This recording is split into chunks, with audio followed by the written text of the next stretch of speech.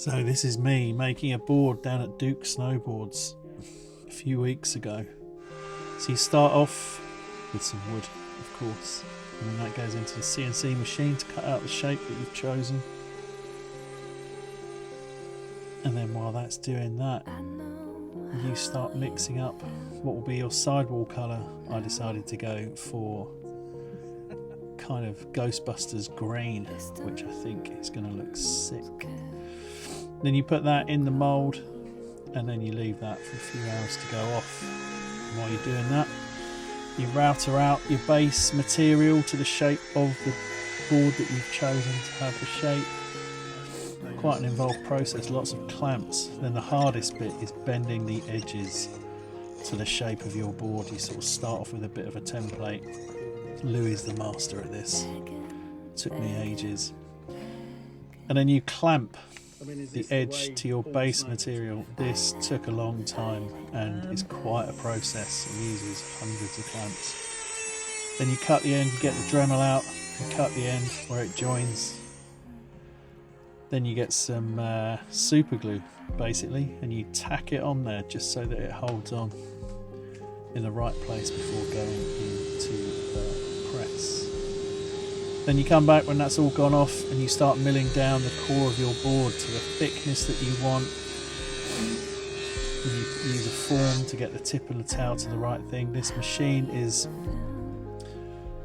accurate to about 0.1 of a millimetre, so you can really get the shape that you want. Then you put in the inserts. This is what inserts look like, everyone. You put them in the bottom. Then you have to accurately measure out how much resin, and the mix of resin. You obviously don't want the board falling apart. And then you start making your big sandwich. This is the base material, this is the base, plenty of glue going on, especially around the edges to make sure those bad boys don't fall off. Then you get a layer of fiberglass and you cover that. Check out the black tape that's also around the edges as well, helps bind it all. Then you get your core, which you've lovingly made, and you get that in the right spot, and then you cover that with resin as well. This is a very satisfying process, as you can see. You have to make sure you get it all over the sidewalls for maximum bondage. And then basically, how poppy do you want your board? I wanted a slightly stiffer in the tail, slightly softer in the nose, so I've put carbon in accordingly to give me a good push out the tail on a turn. Slightly softer nose, and then you cover that with more fiberglass. Here's me laying it out, making sure get it nice and flat. Lewey obviously helping me there, make sure I get it exactly right. And then obviously then it's back to more resin. Uses quite a lot of resin. It's quite amazing really. You've got to be accurate and you've got to make sure that you coat everything so that your board doesn't snow. So yeah, spend a bit of time with that, and then you stick it between two big metal sheets, and then you choose what kind of profile you want. I've gone for like a sort of cam rock kind of profile. You stick it in a press for however long, I think it's about half an hour, 45 minutes. Comes out the press, pull the metal off the glue. It sounds worse than it is, it's just the resin snapping, doesn't hurt the board. Then you take it off the bottom as well. And there you go, you've got the first thing that starts to look like a snowboard.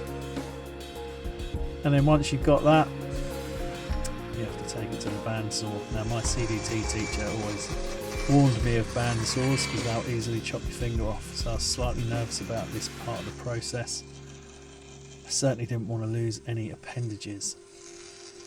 But it's quite satisfying cutting it out, and takes a bit of time. Lewey's obviously a pro at this. I was pretty cack-handed, but there we go.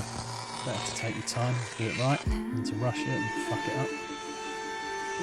Then after that, you run it down the router to get your sidewall profile. Do that both sides. Only showing one side here because it's not that interesting.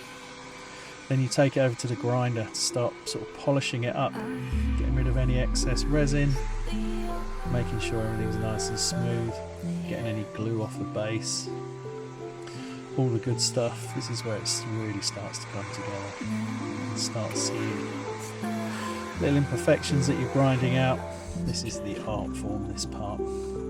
Then you drill out the top of the inserts, which have got a little metal covering to stop them getting covered in resin and glue.